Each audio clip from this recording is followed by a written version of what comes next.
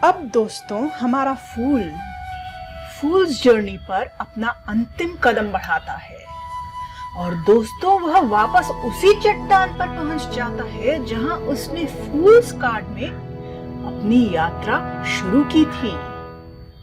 यह वही ऊंची चट्टान, वही क्लिफ है जहां से वो लगभग कदम बढ़ाकर गिर ही गया था, तब जबकि वो अनुभवहीन था। जब वह इतना छोटा और यह देखने में असमर्थ था कि वह जा कहां रहा है और जहां वो जा रहा है वहां से नीचे गिर भी सकता है, लेकिन अब वह अपनी स्थिति को बिल्कुल अलग तरह से देखता है।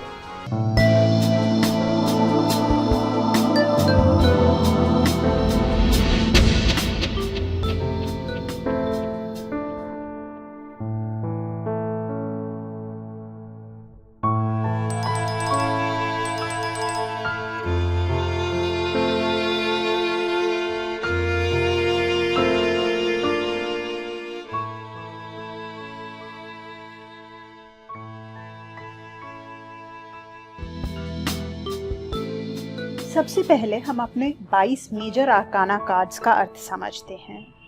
दोस्तों यूं तो मैं आपको हर मेजर आर्काना कार्ड का अलग से अर्थ समझाऊंगी, लेकिन ज्यादातर जो बिगिनर्स होते हैं टैरो कार्ड रीडिंग में उनको अर्थ याद करने में मुश्किल होती है। तो मेरा आप लोगों को सजेशन रहेगा कि जो फूल्स स्टोरी मैं आपको सुनाऊंगी उसको ध्यान से सुन करके मन में बैठा लीजिए। जैसे ही फूल्स स्टोरी आपके मन में बैठ जाएगी तो ये फूल्स स्टोरी और उसके साथ में कार्ड का जो नाम है, जो कि राइडर वेट टैरो डेक में कार्ड के ऊपर ही लिखा होता है, और जो पिक्चर, जो तस्वीर टैरो कार्ड के ऊपर बनी होती है, ये तीनों चीजों को कंबाइन करके आप इसका अर्थ उसी वक्त निकाल सकते हैं जब आप कार्ड्स को देखते हैं रीडिंग। आपको टैरो कार्ड्स का अर्थ रटने की जरूरत नहीं रह जाती फिर।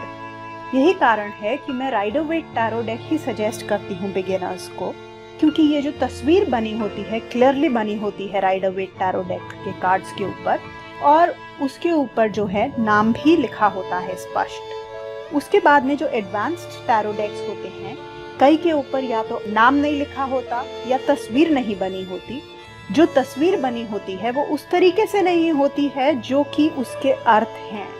राइडर वेट टैरो डेक के ऊपर अर्थ वाली ही तस्वीर बनी होती है, जहाँ तक कि बाकी जो एडवांस्ड डेक्स हैं उनमें कईयों के ऊपर या तो सिर्फ सूट बना होगा या कोई ऐसा चित्र बना होगा जिसका जो है अर्थ याद करना पड़ेगा आपको, देख करके आप नहीं उसको दिमाग में ला पाएंगे।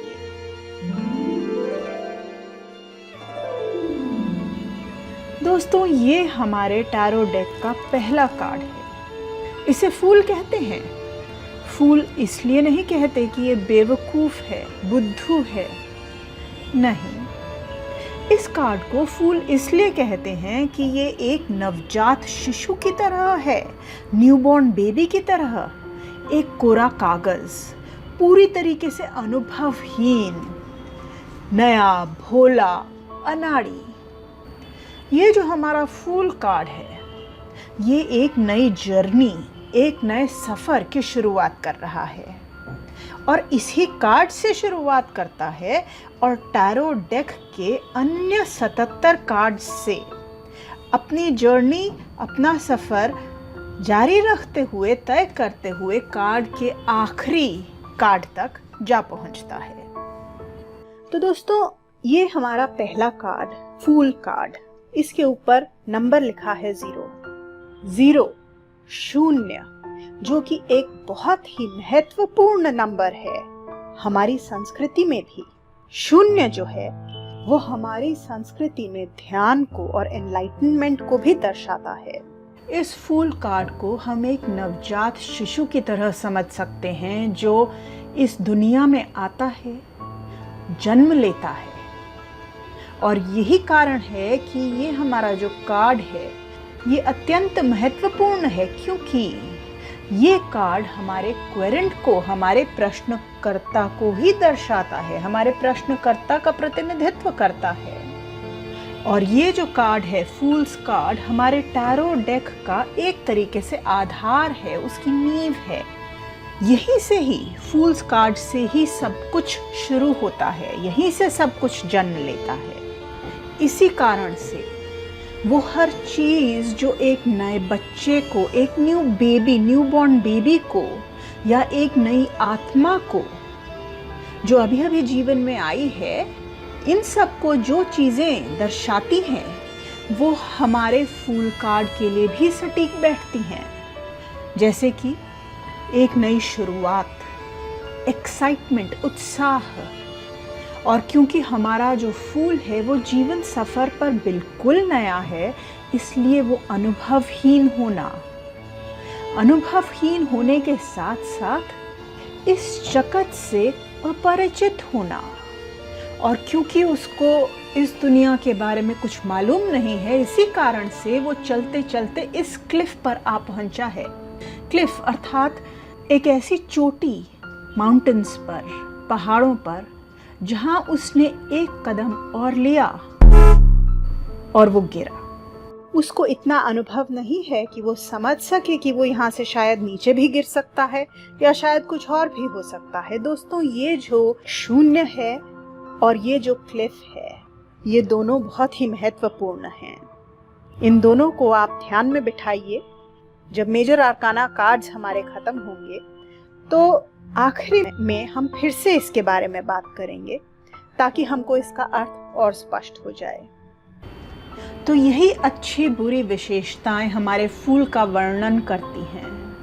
न्यू बिगिनिंग्स, नया सफर, न्यू जर्नी, उत्साह, डर का अभाव, खुशी एक नए सफर की शुरुआत, जीवन शुरुआत, लस्ट फॉर लाइफ, भोलापन, सोचने की क्षमता का अभाव, सावधानी की कमी, ये सारी चीजें हमारा फूल कार्ड दर्शाता है।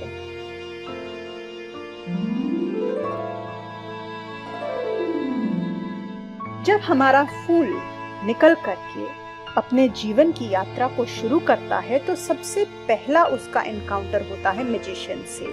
वो मैजिशियन को देख करके बहुत प्रभावित होता है, क्योंकि वो देखता है कि ये जो मैजिशियन है वो सामने तो कुछ भी नहीं नजर आ रहा, लेकिन उस कुछ ना नजर आने में से वो बहुत कुछ प्रकट कर देता है।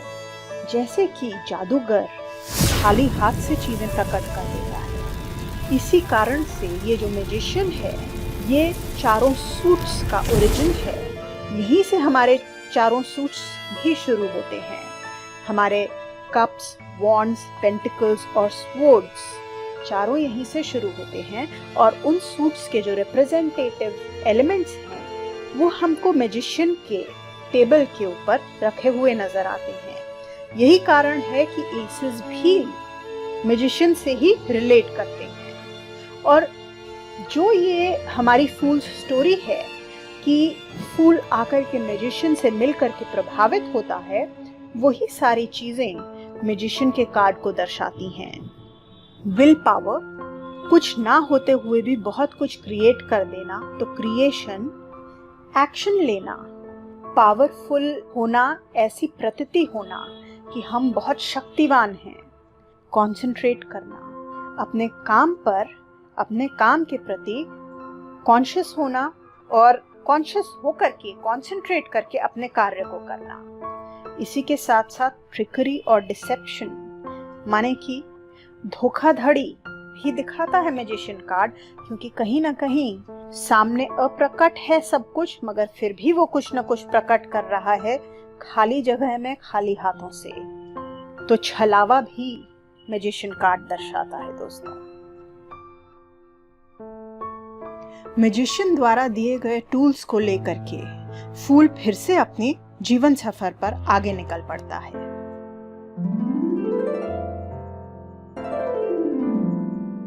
तभी वो एक बहुत खूबसूरत मगर रहस्यमय स्त्री के संपर्क में आता है, जिसके पीछे एक पर्दा डला हुआ है, जैसे कि वो पर्दा अपने में बहुत राज समेटे हुए हो। वो उसके सामने अपनी परेशानी रख देता है कि ये टूल्स मेरे पास हैं, मगर ये टूल्स से इतना कुछ किया जा सकता है कि मैं डिसीजन ही नहीं ले पा रहा हूँ कि मैं इन टूल्स से क्या करूँ। तभी वो स्त्री जैसे कि उसको जवाब देती है, लेकिन जवाब उसके अंदर से आता है और जैसे कि उसका मन में वो सुनता है कि तुम्हारा अंतर्मन तुमसे क्या कहता है। यही वो स्त्री का जवाब है। जैसे ही वो ये जवाब सुनता है, अचानक उसका डिसीजन हो जाता है क्लियर और वो आगे बढ़ जाता है अपने रास्ते पर और आगे, ये डिसीजन लिए हुए कि उसने आगे करना क्या है। लेकिन जब वो आगे बढ़ता है तो उसके अंतर्मन में एक और आवाज उठती है कि हम फिर से मिलेंगे जब तुम तैयार हो उस पथ पर चलने के लिए जो सबसे ज्यादा रहस्यमय और गोपनीय है। हाई प्रीस्टेस मेजर आर्काना की और टूल्स माइनर आर्काना की आपस में मेजर माइनर आर्काना कनेक्ट बनाते हैं। आपस में इनका जुड़ाव है क्योंकि दोनों का जो कीवर्ड है वो डिसीजंस है। हमने जो फूल्स जर्नी में हाई प्रीस्टेस की कहानी सुनी दोस्तों, उसी से सारा कुछ स्पष्ट हो जाता है कि हाई प्रीस्टेस किसके बारे में है। अपने मन को शांत करना और अपने अंतर्मन की आवाज सुनना, अपने अंतर्मन की आवाज सुन करके उसके ऊपर ही एक्शन लेना और इतना ज्ञान कि उस ज्ञान में हम डूब सकें। एक रहस्यमयता, कुछ छुपा हुआ होना, ये सभी चीजें जो है हाई प्रीस्टेस का कार्ड सिग्निफाई करता है।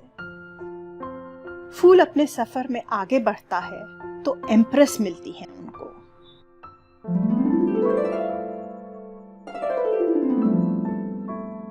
वो एम्प्रेस को अपनी सारी चीज बता देता है। वो बोलता है कि मैंने अब डिसीजन ले लिया है कि मुझे क्या क्रिएट करना है, पर मैं नहीं जानता कि क्रिएशन की कैसे जाती है।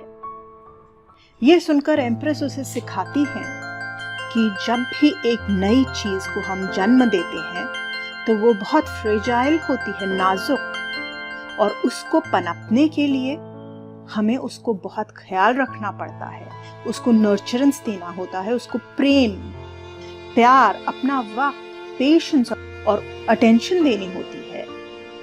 एम्प्रेस जो है मेजर आर्काना में माँ का प्रतीक है, क्रिएटर ऑफ लाइफ।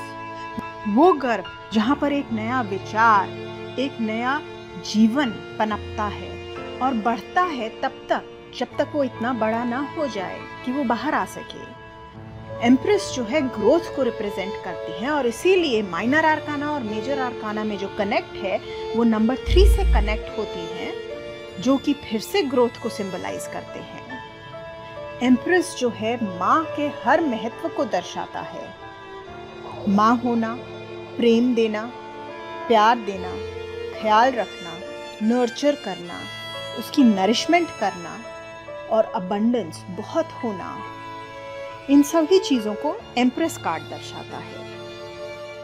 अपने डिसीजंस पर काम करने के उपरांत अपने विचारों, भावों, कार्य और भौतिक जगत को विकसित करने के उपरांत फूल जो है अपने जीवन सफर पर फिर आगे बढ़ जाता है।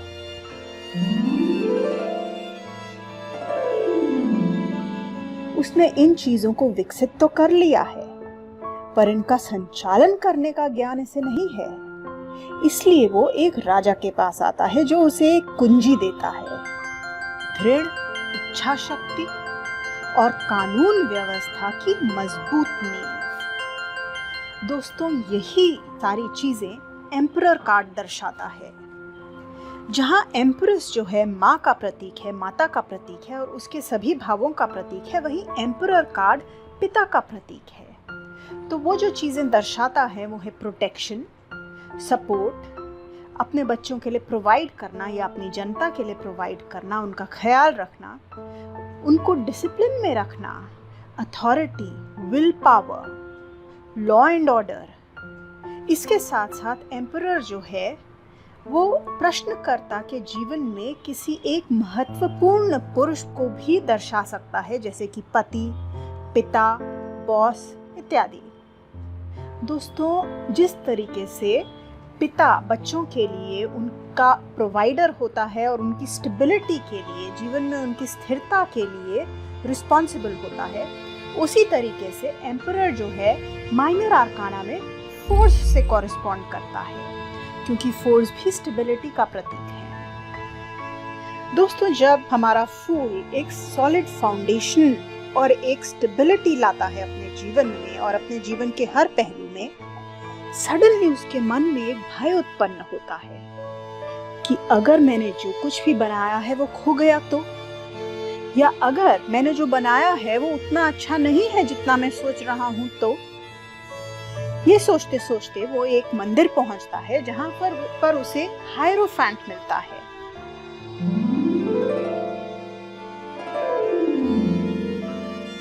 हायरोफैंट एक वाइज होली व्यक्ति जो उससे ये कहता है कि या तो जो भी तुमने बनाया है उसको खोने का डर छोड़ दो, या फिर ये सोचो कि अगर वो खो भी जाएगा तो उसके बाद तुम्हारे पास क्या शेष रह जाएगा, क्योंकि जो कुछ तुम्हारे एक्सपीरियंसेस हैं और जो तुम्हारा परिवार है वो तो तुम्हारे पास रह ही जाएगा।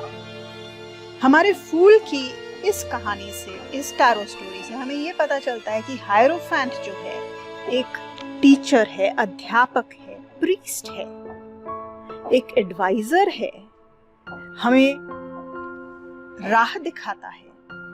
ये वो उत्तर है जो हमें तब आता है जब हमारे जीवन में बहुत प्रश्न हो और बहुत कठिनाइयां हो, प्रॉब्लम्स हो। दोस्तों, 5 माइनर आर्काना भी प्रॉब्लम्स को ही दर्शाते हैं और प्रश्नों को दर्शाते हैं। वो भी मन के अंदर के भय को दर्शाते हैं, खो जाने को दर्शाते हैं, खो जाने के भय को दर्शाते हैं। हायरोफैंट कार्ड इसी के साथ साथ शिक्षा का भी और हमारे बिलीफ सिस्टम का भी कार्ड है, हमारी फैमिली, परिवार का और परिवार के साथ घुल मिल करके चलने का कार्ड है दोस्तों ये हायरोफैंट। दोस्तों, हमारा जो फूल है अब आगे बढ़ता है, पूरा एनर्जी से, एंथुजियाज्म से, कॉन्फिडेंस से भरा हुआ। जब वो वहां पहुंचता है उस चौराहे पर जहां पर उसके मन में निश्चय था, सुनिश्चित था कि मुझे ये सड़क लेनी है, तो वो देखता है कि उस सड़क की शुरुआत में एक स्त्री खड़ी है। उसने पास्ट में भी स्त्रियों से संबंध बनाए हैं, लेकिन इस स्त्री को देख करके उसके मन में कुछ और ही जागता है, ऐसे जैसे कि ये स्त्री उसी का एक हिस्सा है जिसे वो छोड़ नहीं सकता। वो इस स्त्री का चुनाव करता है और दोनों एक साथ आगे बढ़ते हैं।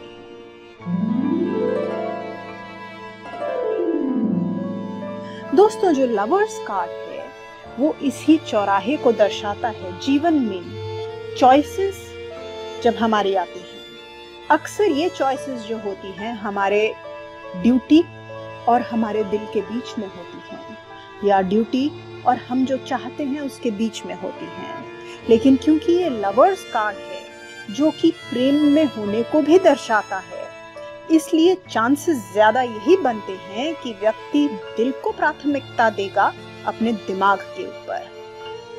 लवर्स जो कार्ड है वो सॉल्यूशंस को दर्शाते हैं, जो कि 6 माइनर आर्काना के भी सॉल्यूशंस को दर्शाते हैं। तो लवर्स जो हैं हमारे माइनर आर्काना कार्ड्स में 6 से रिलेट करते हैं दोस्तों।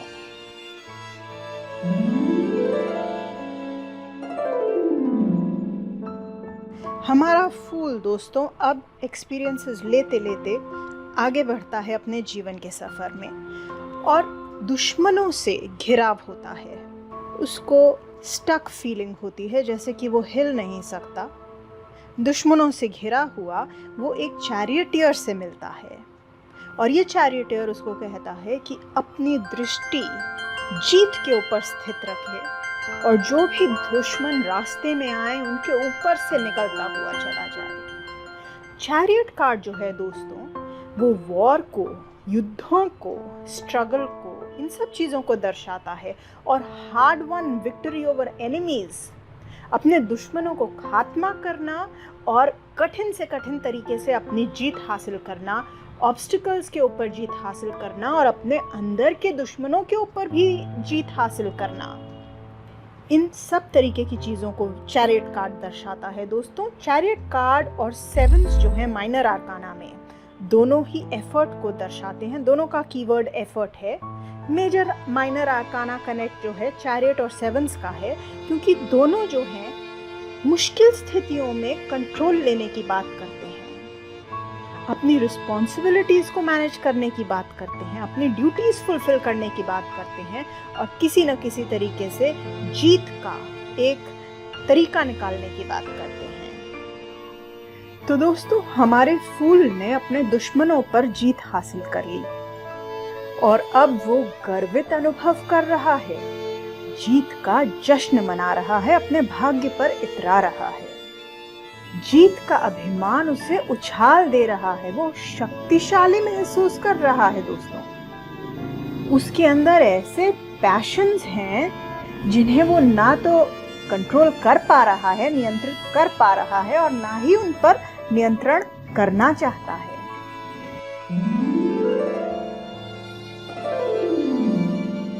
इस स्थिति में जब वो आगे बढ़ता है तो उसे एक स्त्री नजर आती है जो एक शेर के मुंह को बंद कर रही है और वो शेर आराम से उनकी बात मान लेता है और अपना मुंह बंद कर देता है। आश्चर्यचकित हमारा फूल इन स्त्री से पूछता है कि ये क्या कर रहे हैं और कैसे कर रहे हैं।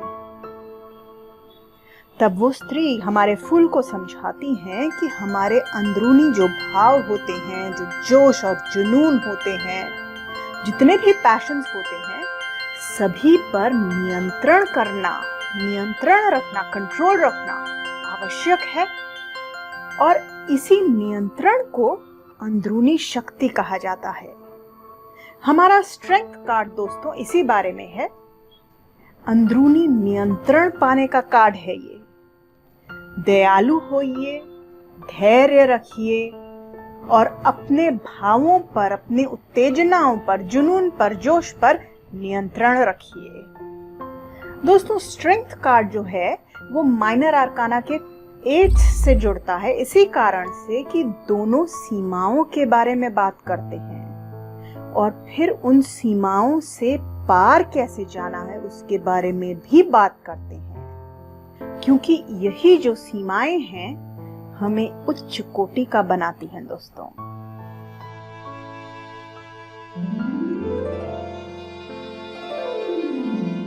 दोस्तों, हमारा फूल एक लंबे वक्त तक बहुत सारी चीजें करता रहा। प्रेम, नफरत, लड़ना, झगड़ना, बनाना, बिखराना, जीतना, हारना, करते करते करते करते अब वो एक ऐसी स्थिति पे आ गया है जब वो अकेला रहना चाहता है और कहीं छुप जाना चाहता है। तो वो एक छोटी सी झोंपड़ी में जाकर के रहता है और हर रात को एक लालटेन लेकर के हाथ में बाहर सैर को निकलता है। दोस्तों, ये बाहर सैर को निकलना दरअसल अपने अंदर ही सैर को निकलने को दर्शाता है। और हर्मिट कार्ड जो है दोस्तों माइनर आर्काना के 9 से रिलेट करता है, क्योंकि ये दोनों कार्ड्स जो हैं हर्मिट और 9, पांचों कार्ड्स दर्शाते हैं अपने अंदर लौटना और अपने अंदर ही ढूंढना कि हमने क्या क्या पा लिया और अब क्या क्या पाना बाकी बचता है, क्योंकि हम अपने स्वयं सबसे अच्छे शिक्षक होते हैं। तो हर्मिट कार्ड हमें क्या क्या दर्शाता है? इंट्रोस्पेक्शन, अपने अंदर झांकना, शांति ढूंढना, अकेलापन ढूंढना, एक ऐसा वक्त जब हम अकेले होना चाहते हैं और अपने अंदर ही ढूंढना चाहते हैं और अपने अंदर ही जवाब चाहते हैं और अक्सर वो जवाब हमें हर्मिट के साथ मिलते भी हैं। दोस्तों, हमारे फूल को उस अंधेरे छुपने वाले जगह से सूरज की किरण बाहर खींच करके लेकर आती है, ऐसे जैसे कि किसी पहिए के नीचे वाले भाग को पहिया घूमने से वो नीचे वाला भाग ऊपर आ जाता है।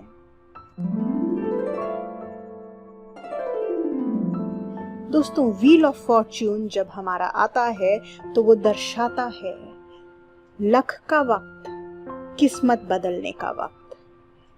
व्हील शून्य, कंप्लीटनेस को भी दर्शाता है दोस्तों।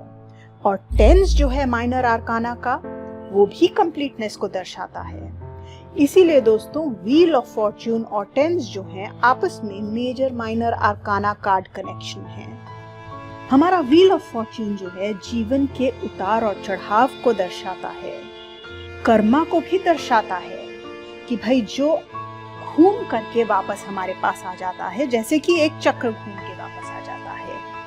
हमारी डेस्टिनी को, हमारी किस्मत को तो दर्शाता ही है, बदलाव का वक्त बताता है कि अब आपका वक्त आ गया, आपकी किस्मत खुलने का वक्त आ गया।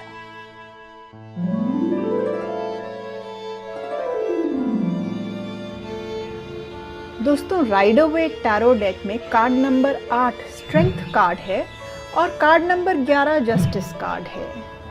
लेकिन किसी डेक्स में ये दोनों कार्ड्स आपस में बदले हुए होते हैं। उनमें 8 नंबर कार्ड जस्टिस का और 11 नंबर कार्ड स्ट्रेंथ का मिलेगा आपको।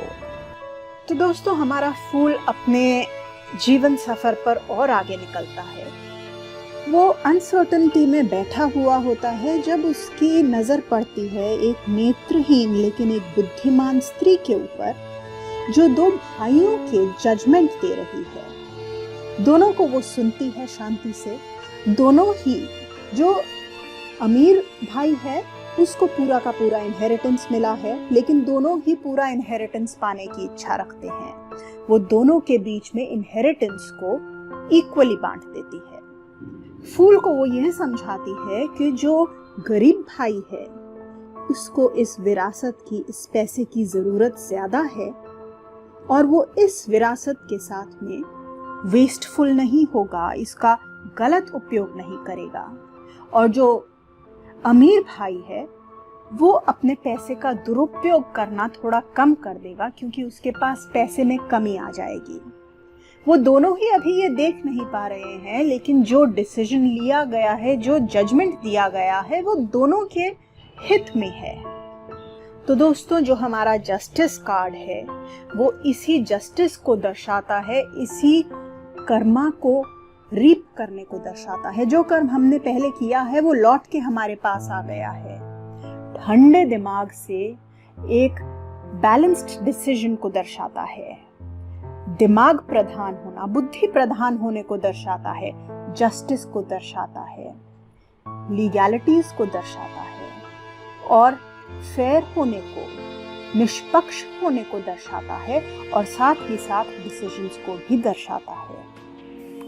अब हमारा फूल जीवन में और आगे बढ़ता है। सामने एक पेड़ है, वृक्ष के नीचे बैठ जाता है इस धुनकी में कि मैंने आध्यात्मिक जगत में अपना अध्यात्म अपने अंदर ढूंढना है।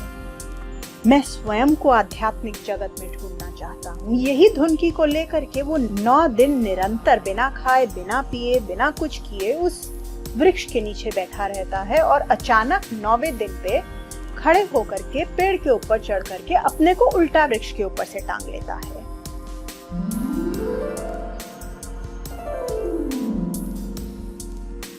उसका देखने का नजरिया जो है बिल्कुल बदल जाता है। अब जो है वो मटेरियल दुनिया में और आध्यात्मिक दुनिया में दोनों के बीच में लटका हुआ है। भौतिक और आध्यात्मिक दोनों जगतों के ठीक बीच में वो अपने को पाता है। उसका नजरिया यकीनन बदल जाता है। तो हमारा जो हैंगमैन कार्ड है दोस्तों, वो रिलीज को दर्शाता है, रुक जाने को दर्शाता है, थम जाने को दर्शाता है और एक नया जीवन, रीबर्थ, बदलाव को दर्शाता है। स्वयं को सैक्रिफाइस करने को दर्शाता है, अपने अंदर जाकर के बाहरी जगत की सारी एक्शंस को, बाहरी जगत के सारे कर्मों को थमा देने को दर्शाता है। एक ट्रांजिशन, एक बदलाव दर्शाता है, फ्लेक्सिबिलिटी दर्शाता है।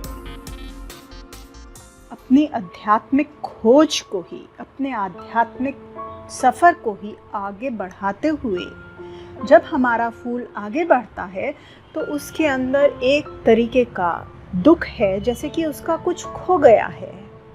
वो आसपास देखता है तो हर जगह मृत्यु के प्रतीक, मृत्यु के सिंबल्स को देखता है।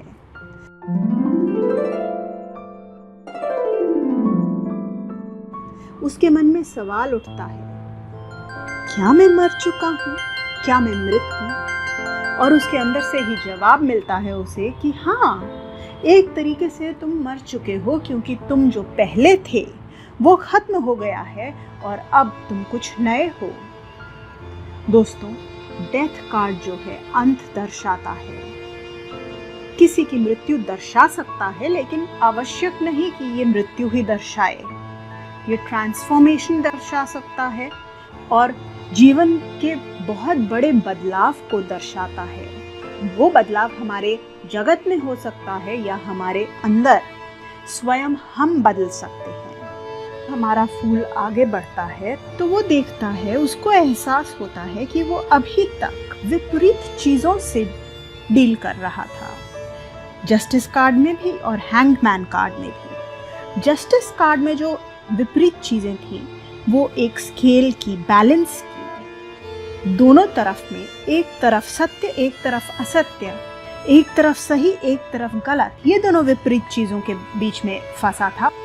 और वहीं हैंगमैन में एक तरफ आध्यात्मिक जगत तो एक तरफ भौतिक जगत, स्पिरिचुअल सुख और मटेरियल सुख, इन दोनों के बीच में था और एक तरीके से इन दोनों के बीच में पिस रहा था।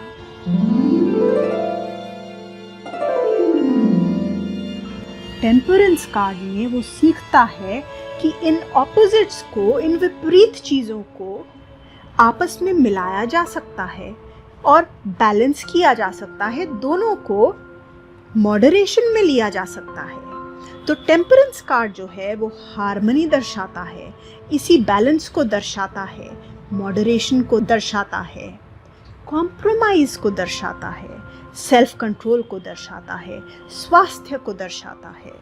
दो विपरीत चीजों के बीच में, मध्य में एक मध्य पॉइंट ढूंढ लेना, मध्य बिंदु में आकर रुक जाना, उसको दर्शाता है। हमारा फूल जैसे कि एक नया आध्यात्मिक व्यक्ति बन चुका है और आगे बढ़ता है तो एक ऐसे क्रीचर से मिलता है जो कि आधा गोट है और आधा गॉड।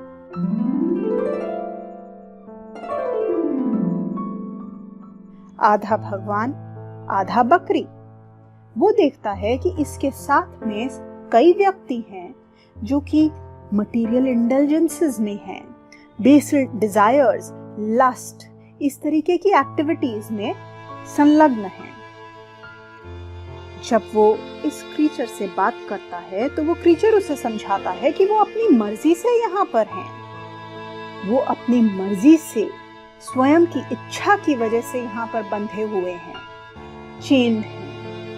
ये मटेरियल एनस्लेवमेंट जो है वो इसलिए है क्योंकि उनके स्वयं की डिजायर्स हैं। दोस्तों, हमारा जो डेविल कार्ड है वो बॉन्डेज का कार्ड है, बंधे हुए होने का, चेन्ड होने का, चेन्स से बंधे होने का। ये निराश होने का और निराशा एक्सपीरियंस करने का कार्ड है। ये भौतिक जगत से एक तरीके से ग्रस्त होने का कार्ड है। दोस्तों, ये जो आधा बकरी आधे भगवान का जो क्रीचर था, उससे हमारा फूल आगे बढ़ता है तो एक टावर पर पहुंचता है। इस टावर को देख करके उसको ध्यान आता है कि ये टावर इसने स्वयं ही बनाया था, लेकिन इस टावर के अंदर अभी भी दो चीजों का वास है। एक उसका ईगो, अहम, और दूसरा उसका एरोगेंस। देखते ही देखते आसमान से बिजली कड़क के टावर के ऊपर गिरती है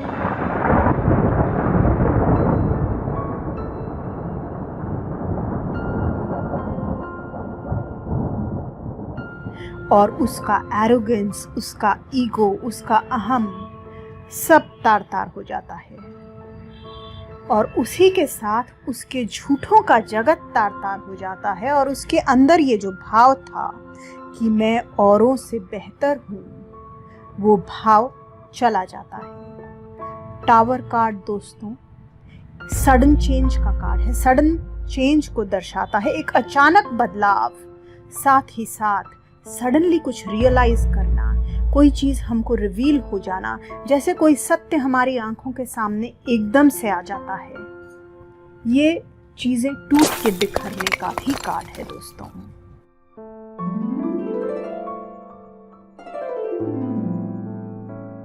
हमारे फूल का टावर टूट गया है दोस्तों, और उसके अंदर एक खालीपन का एहसास है। वो आगे बढ़ता है तो उसे एक खूबसूरत लड़की मिलती है। वहां पर एक तालाब है, उस तालाब से वो शीतल जल ग्रहण करता है, वृक्षों से वो फल ग्रहण करता है। वो गाइडेंस की खोज में है और ये खूबसूरत लड़की उससे कहती है, have hope and follow your star. आशा रखो, आशावान रहो और अपने मन का जो सितारा है उसी के पीछे जाओ। हमारा स्टार कार्ड दोस्तों आशा के बारे में है। जब सब कुछ खो गया है तब भी आशावान रहना है, क्योंकि आगे कल भविष्य अभी भी है। उसके साथ साथ स्टार कार्ड जो है शीतल और शांत महसूस करने का कार्ड है, काम, सीरीन, साथ ही साथ गाइडेंस पाने का भी कार्ड है दोस्तों।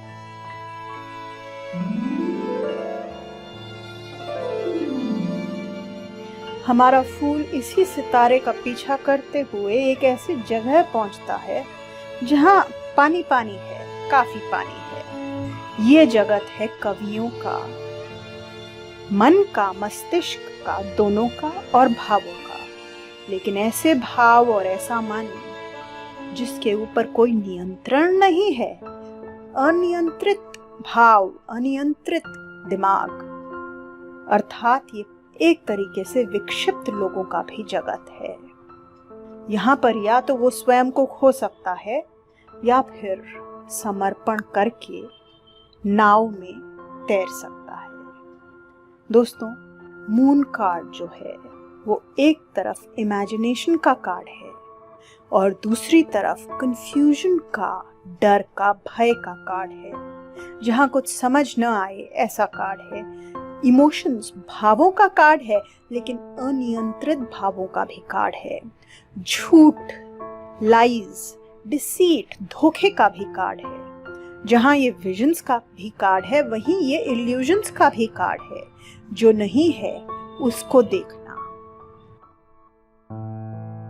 हमारा फूल इस नाव में बैठ जाता है और आगे जैसे चलता है अपने सफर में, तो एक शांत तालाब के पास आता है।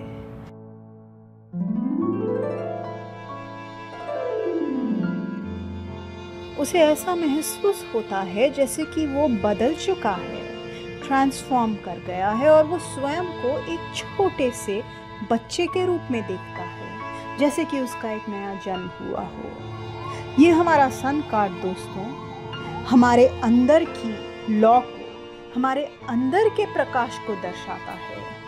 बीइंग एनलाइटेंड उसको दर्शाता है, खुश होने को और सुख को, हर तरीके के संपन्नता को दर्शाता है।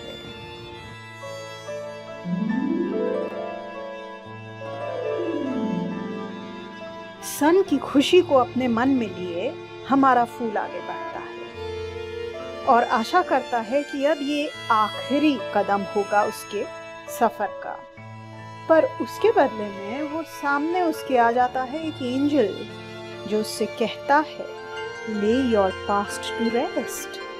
अपने बीते हुए कल को छोड़ दो, जाने दो। ये तुम्हारे ही पुराने कल हैं, ये तुम थे कल, ये तुम स्वयं हो जो तुम कल थे।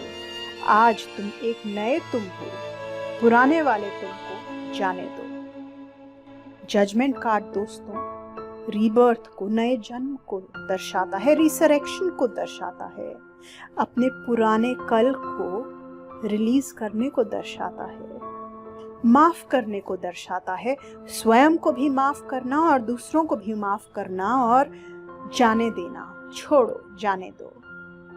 एक इनर कॉलिंग को भी दर्शाता है और निर्णय लेने को भी दर्शाता है। अब दोस्तों हमारा फूल्स जर्नी पर अपना अंतिम कदम बढ़ाता है और दोस्तों वह वापस उसी चट्टान पर पहुंच जाता है जहां उसने फूल्स कार्ड में अपनी यात्रा शुरू की थी। यह वही ऊंची चट्टान, वही क्लिफ है जहां से वो लगभग कदम बढ़ाकर गिर ही गया था, तब जबकि वो अनुभवहीन था। जब वह इतना छोटा और यह देखने में असमर्थ था कि वह जा कहां रहा है और जहां वो जा रहा है वहां से नीचे गिर भी सकता है, लेकिन अब वह अपनी स्थिति को बिल्कुल अलग तरह से देखता है।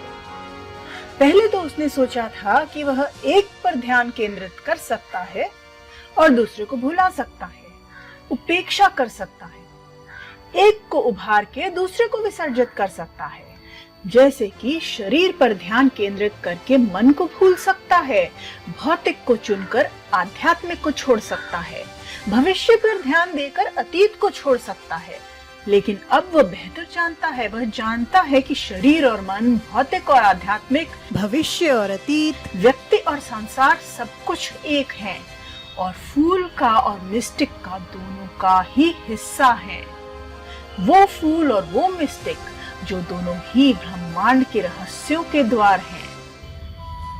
और अब एक मुस्कान के साथ हमारा फूल इस क्लिफ के आगे अपना अंतिम कदम बढ़ाता है और गिरने के बजाय वह ऊंचा और ऊंचा उड़ता है जब तक कि पूरी दुनिया, पूरी वर्ल्ड उसे दिखने लगे। वह ठीक उसी स्थान, उस ही बिंदु पर समाप्त करता है जहां से उसने शुरू किया था, और यह एक नई शुरुआत है जहां सब समाप्त हुआ है। सारी दुनिया के अनुभव पूर्ण हो चुके हैं और फूल की यात्रा भी संपन्न हो चुकी है।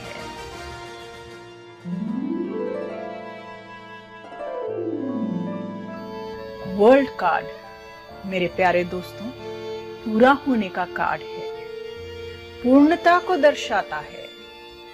यह सफलताओं को भी दिखाता है, उपलब्धियों को, इच्छाओं का पूरी होना। जो भी व्यक्ति की इच्छाएं हैं उनका पूरा होना, बल्कि सिर्फ पूरा होना ही नहीं, इच्छाओं से भी अधिक मिलना। यह पूर्ण महसूस करने का, पूरी तरीके से फील करने का भी कार्ड है। पूरा होना, शामिल होना, शरीक होना और एकीकृत होना, इंटीग्रेट होना, टू बी इंटीग्रेटेड। यह स्वयं के विभिन्न भागों को एकीकृत अर्थात इंटीग्रेट करने के बारे में भी है। Integrating different parts of yourself. तो अब फूल ने अपने अलग अलग हिस्सों को अपने में ही समाहित कर लिया है। वह एक हिस्से की कीमत पर दूसरे हिस्से को विकसित नहीं कर रहा है, एक को निग्लेक्ट करके दूसरे को डेवलप नहीं कर रहा है।